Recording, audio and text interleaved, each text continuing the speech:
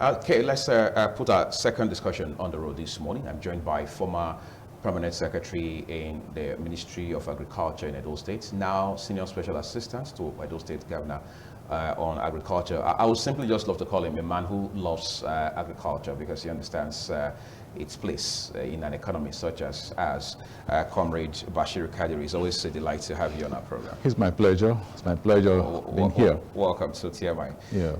Let's look at where we are today in terms of outputs when you have to talk about agriculture. I was looking at a story this morning on the Punch newspaper.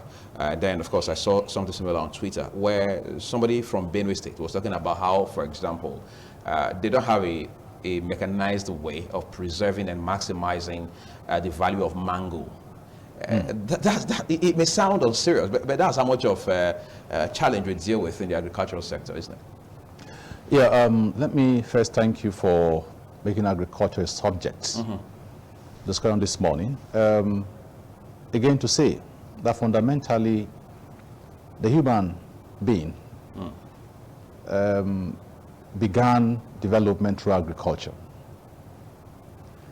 Surprisingly, we had to find a new way of survival, and that is why we find ourselves into some of these high-class technological developments and all of that. But primarily, we're supposed to be agrarian people, the human beings. Now, the other one is this, is that because we deliberately abandoned what made us a class, our development was truncated. We were living like people living in a pseudo-life, not understanding where we are. I'm making all of these assertions, and I'll tell you why. Now, he made that point very clearly, that if we had taken our primary and our fundamental developmental trends, as it were, as a people, by now we would have developed our technology that would be, if you like, aborigine of our people to have our reserves and, of course, storage. But that's one of the general problems of agriculture today, storage facility. Not just in mango, but in several other areas. Whether they're in mango, they're in cassava, just mention them. So you only live by the season. Outside the season, the thing is gone. Now, and that is why you find out that the average farmer do not have returns good enough for his hard work. He's not encouraged because that is a challenge, the gap. But I must tell you this, that today we are now forced to face the reality of time. We are now battered to understand that we must sit back and ask ourselves, where do we go from here? A man that have no food in the house is as good as not worthy a father, or a mother who is no food in the house, so worthy a mother. Now, just imagine you wake up in the morning and find your kids don't greet you in the morning. They walk past you. And you ask them, hey, what is happening here? Nobody is greeting. Somebody is hungry, they are asked to greet. Now, you're already having a challenge in your house. Now, you call it rebellion, but it's not rebellion. It's natural. The basic items that human beings live on is food first. No matter how you look at it, no matter how big, no matter how small you are, food is first.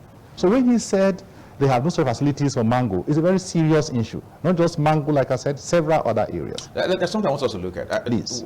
There's arguably, reports that Switzerland is arguably number one, the world's number one when it comes to production of chocolates, even though some persons will say that it's the US. But we understand Switzerland leads the pack of countries that produce chocolates across the globe. Yet the bulk of the cocoa comes from Africa. In fact, much of it from Nigeria. What does that say about our approach to value chain and our capacity to expand outputs? Now you've gone to where I want to trigger the discussion, properly speaking. One of the fundamental challenge of agriculture is the issue of lack of value addition. Wow. That's what fundamental. In Nigeria, there's lack of value addition. And that's why you find out that when there's glut, there's crisis. At every small tweak of event, there's glut. The farmer now runs into crisis. The farmer becomes, if you like, enslaved to a man who comes to say, okay, I will give you some 10,000 naira to borrow to keep your children in school. And when the next harvest season is due, that man who who came to give you 10,000 naira becomes your tin god. And you now have to go and pay him back, and possibly even pay him with almost all your harvest. Now, what agriculture is all about, actually? First is production. But fundamentally, it's processing. Because without processing, there will be no value addition to that raw material. The raw material stands to go perish in a short while. So the only way you can keep that raw material running is to get value addition. Now, we are taking cocoa as a reference, but let me give cocoa a small brief on cocoa. Now, we realize that the average farmer in cocoa is part of the world earns only 20%, if not even less, total value, returns of cocoa. The real money is earned by the man who does the chocolate. He taps a button, and the thing is out, and he makes 70%. Now, what happens? There are people, you call them agents, who goes to buy cocoa from the cocoa farmer. They have no recourse to the job. They don't go to farm, just sit down. The cocoa man does all the cocoa work. The man comes and takes the cocoa, and that man makes the bigger money. He takes it now to the other man, and that was all. Just to take from here and get here, he makes all the money. Whereas the real farmer who toiled day and night, all through the day, will not get half of what that guy gets. So that's why here in Edo State, I think this is where I needed to commend His Excellency, who is taking his time to re-establish agriculture and the value chain. There are several designs going on now on how to get the value chain run. Not just get the cocoa, but also get the value chain run. Right. And even have in Edo chocolate manufacturing company. Is now insisting that if you say you are a big player, let's see how we run the value chain so that people will get the benefit for it. The second is that it's also to make sure that when the cocoa farmer makes his cocoa and he produces it, there's a ready market to buy the cocoa from him.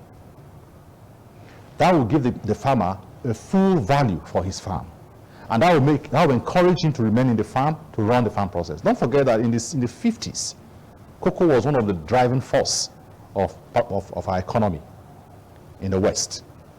And that's why you have Cocoa House. How did it happen?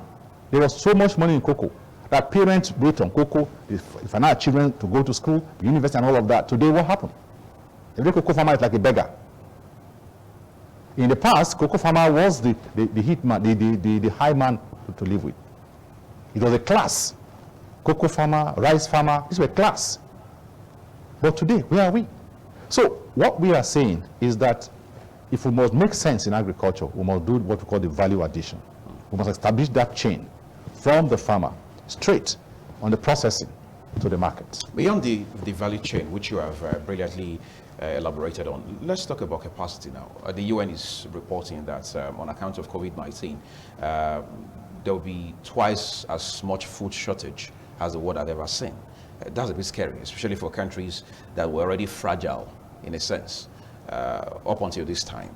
What do we do to scale up our output beyond the work that the average peasant farmer does somewhere in the rural areas? Now, the first thing I want to mention to you is that if you recall, Japan wasn't a super world before the World War. They were not before the World War. But after the World War, Japan discovered that they either would think out of the box and survive, or they will all perish. So they closed their doors to the world. In 10 years, it was a revolution. And doors were open. Japan just was there up. Today they live on balance of trade surplus. Balance of payment surplus. When American lives on equilibrium, they are on surplus.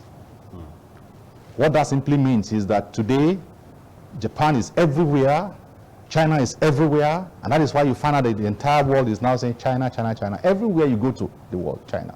Even the American market, they have more Chinese food. You wonder what is happening. Because those guys sat back to say, look, let us look at what we have as our competitive advantage. Let us exploit it to the fullest. And today they are there. So what is happening now is that we need, as a people, to sit back and tell ourselves that we have the competitive advantage on agriculture. It's not just something we're talking from the air, but realistically. Then two, we also need to appreciate fundamentally that there's money in agriculture. There's life in agriculture. Agriculture does not depict poverty. For what we see on a regular basis, people say an agric person is poverty reading. So when you say you are a farmer, people say, no, I don't want to be a farmer. I don't want to be a farmer.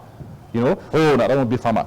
Now, taking us back to the UN analysis on hunger, I must tell you this, that until we drive our own economy the way Japanese drove their economy, using the small and medium scale entrepreneurs, we cannot live where we are now. But one good news is that in the States here, the governor came with a concept called the agripreneur. You've heard that concept before. Agri means agriculture. Preneur means entrepreneurs. Now, you have to create entrepreneurs in agriculture. So, which will add some ego, some respect, some pride to a man doing agriculture. That he will not be seen as just a peasant and a poor man, but he will be seen as an entrepreneur, which makes him different, right. Makes him proud.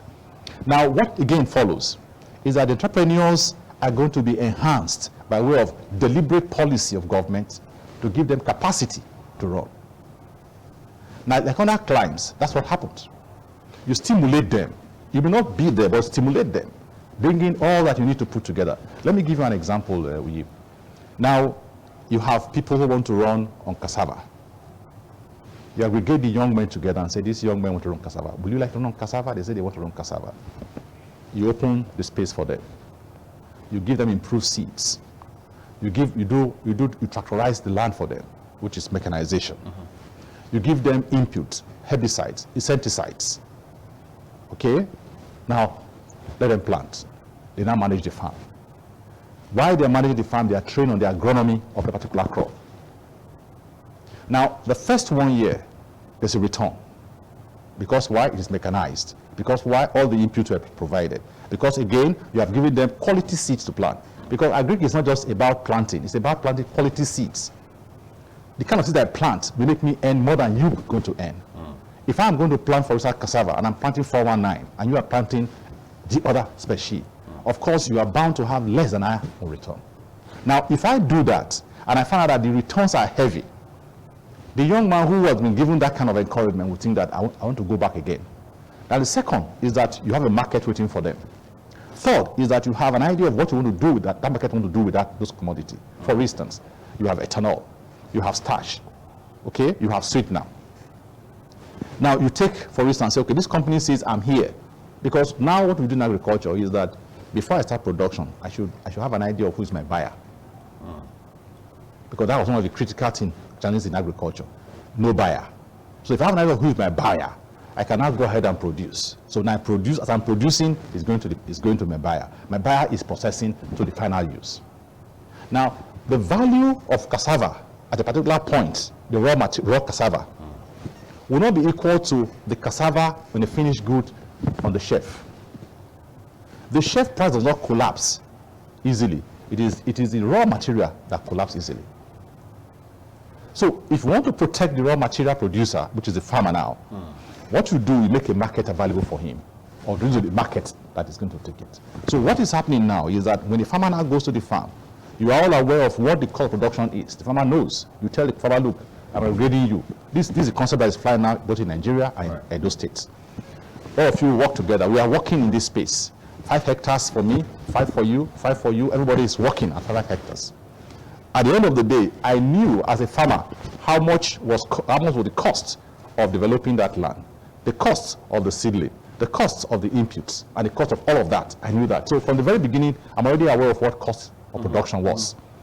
And then when harvest is due, we harvest. I brought the money for production. I took my production money out. The profit becomes your property. Now, what that intends to do is to ensure that you are encouraged so that you can deploy that fund you made from this particular process to your own farm. So that if you run 2 circles or 3 circles, you have made some money good enough to open up your own farm. I'm going to ask you just one question. Please ask me. Before we're done, let's take the next 2 minutes to do this. Yes. We understand for obvious reasons now, export has been cut down to its barest. I mean, it's at rock bottom. Yes. This is not the time where you talk about Nigeria exporting food overseas to Europe, to America, and everywhere else. Yes. Do you see that boosting the volume of availability of food in Nigeria? Yeah, I see that happening. The reason is that I think that's where we were supposed to have started from. If you can't feed your home, how do you export? Okay. The risk of not feeding your home, it simply means that you want to create more crisis for yourself. The social consequence of hunger is better imagined. So it's better you make the internal market strong. Look at some other countries, for instance. The hunger is now taken to the barest. So they can now think out of the box, think scientifically. So for me, if we decide to now say, okay, well, the way things are now, of course, we have no choice. We have been compelled now to look inward. Thank God to Buhari, who told us that we need to close the borders to enable us look at how our production will help our people. Yes, it may have challenges, but that is a good thinking. So that we can internally have enough to eat, something relatively enough to eat. We can crush down the price of rice, the price of cassava, the price of cocoa, the price of yam, so that we can eat. It's when we can eat, we can talk about a proud nation. If you can't eat well, how do you talk about a proud nation? Where is there need to do your science? Science will not make sense if you are hungry. Sure. And practically, there's no way you can do anything if you are hungry. And that is why we are saying, let us go back to where we missed the track as a country. Our track, we missed a track after 1956, when oil was discovered. We thought we were living, that was an El Dorado. It was completely, if you like, a strange thought. For me, I think that we became too cosmetic as a people. We were supposed to have developed agriculture. If we have done that ever since, I'm sure by now, what we are talking about now would have been history. Would have been somewhere else where the world would be looking at us and say, okay, supply us food because we have enough to eat in the house. So do you think the crash of oil at the international market is a blessing for Nigeria? No, it is. It is. We need to think inward. There's no way we can, there's no choice. It's not a choice we have now. But the pain I have, even though I don't like lamentation, is that if we have deployed our gains in the oil industry into agriculture years ago, by now we have been far away. There are people who say, let's look away from agriculture. Okay, let's pay it some mind, but let's pay much more attention to the service industry. Let's talk about manufacturing, real sector. Now, let's talk about technology. Now, I give you this. Technology, fine. I ask you a question. If a man is not well fed, how does he do technology? So food first. It's food first. It's not a choice. It's a natural thing you must do. Unconsciously, you see yourself in trouble. Only if you are here now, you are hungry. I tell you, you can't be organized. And the prayer is that you're not a medical doctor in the theater. Because somebody must suffer the fate. Because we are hungry. Because the entire system is disorganized. So we need to place this priority properly and give what the first priority first. We have taken, we make too many assumptions that have no basis for which we are doing. Technology is supposed to improve our food processing. Technology is supposed to improve our food processing. It's not food itself. It's to help improve our food processing. Is it not true? Right. So if we do not have the raw material, what do we process? Today we talk about cocoa, that Nigeria is one of the highest raw cocoa producer. And yet, what happens to our people there? Chocolate is not found in Nigeria. Chocolate is found somewhere else. So what is wrong with us not doing cocoa? I mean, they drink chocolate. Why? Why? This is the question. It appears from the many brilliant things that you've said so far, there's a whole lot of work in front of us to be done along this line, both by the people and of course by the government. So we're hoping in the near future we have the required systems and ultimately very welcoming environment for farmers in this country to thrive on an industrial scale. I think that is what's emphasized, not just on the scale where we just have to leave and see the next day, but in such a way that we can become a household name in terms of agricultural produce. Thank you so much. I need to add this, Oyi. Yeah, I know this. My time is running. Let me say this, Oyi. You know, if you do not add value to agriculture, yes, the pain will remain a constant. If we do not take agriculture as our first priority for development, then we are just walking towards a blind alley. In other words, the earlier the better. The earlier we do it, the better for us. Okay, I think this would be a fine. Because it's a win-win game for everybody. Of course, it's obvious.